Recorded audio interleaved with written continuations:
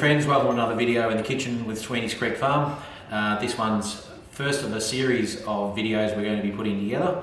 There's going to be a link to the playlist just above. Via Facebook, we made contact with a lovely lady in the town that we live near, and like many people, she had a fantastic fruit tree, a plum tree, and she had harvested a lot of the fruit off there, but there was more than she could use, and we made contact with her and she was quite willing to share those plums with us. All I had to do was go around and pick them, which I dutifully did and was quite enjoyed the experience. We've ended up with a lot of plums, basically 2 of these buckets, probably in the vicinity of 30-35 kilos. They're beautiful plums, different stages of ripeness, so we're sorting through and decided to process them now. We've got a number of different recipes we're going to try with these and film them all up to put them into a playlist for you. And the first one we're going to try is one of our favourite sauces that we like to use, which is Worcestershire Sauce. And there are many recipes out there. This one's a nice simple one and it turns out to be a really good product. Recipe and ingredient list in the description below. Just a quick little run through. We've got garlic, ginger, cloves, cayenne pepper, brown sugar, plums of course, and these have been pitted, treacle, and of course brown vinegar.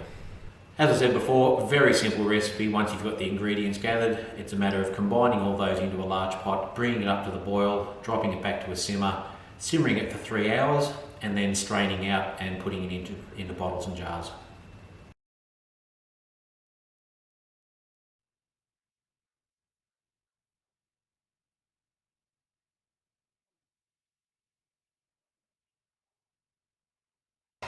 Now that all those ingredients are in there, we've given that a good stir to make sure they're all combined, making sure none of that treacle sort of sitting on the bottom and sticking.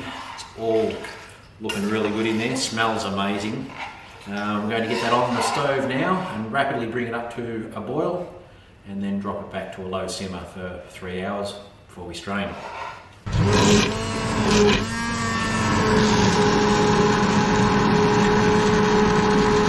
Sauce has been on the stove top for a couple of hours now. It's been simmering away there. It's reduced down a bit. It's gone nice and black, which is a signature of Worcestershire sauce. Next step is we're going to strain it through a nice fine sieve. We're going to push that through with our spatula.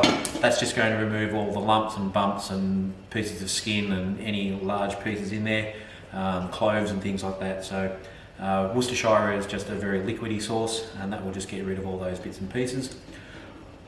This particular sauce can be hot packed, so you can then decant into hot bottles and hot jars and then seal it and then you're done. One little problem that we had today was we were unable to find our small sauce bottles, and this is ideally what we'd like to put the Worcestershire sauce in. So as a stopgap, we're going to put them into these small jars. When it comes time to use the Worcestershire, we'll just decant it out of that jar into a sauce bottle, and then it'll be able to stay in the fridge and the shelf for a couple of months for use. Time to get the sauce in there now, and we'll get it strained out and see what it looks like.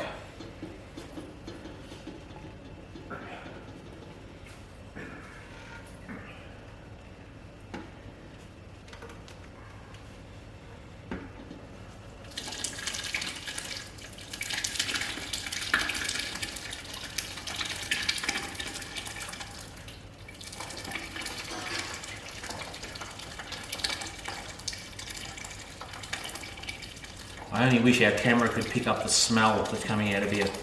Just absolutely amazing. And my glasses are fogging up. You can kind of see what I'm doing.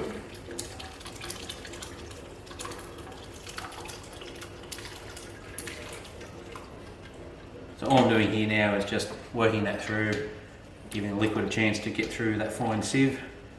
And that's just going to extract those solid bits.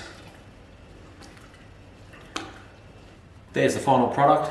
So after we've sieved them, we've then decanted them into hot jars. So we've hot packed them, sealed the lids, so they're now going to sit and cool. As they cool down, those lids will pop down and there'll be a vacuum seal and it'll be great for storage. We've ended up with about 14 jars out of that recipe. We're going to let it sit for 3 to 4 weeks just so that the flavours will mature and it will thicken up a little bit as it sits there as well. Hope you really enjoyed the video, guys. That's a really great product. It's a very popular sauce over here in Australia and in a lot of the Commonwealth countries. It does originate from England. It's a really nice sauce on meats and barbecues and even on chips or French fries. Really hope you enjoyed the video. Please hit the like button. If you're enjoying the channel, please join the family and hit that subscribe button. And we'll see you next time. Thanks very much for watching, guys. Bye for now.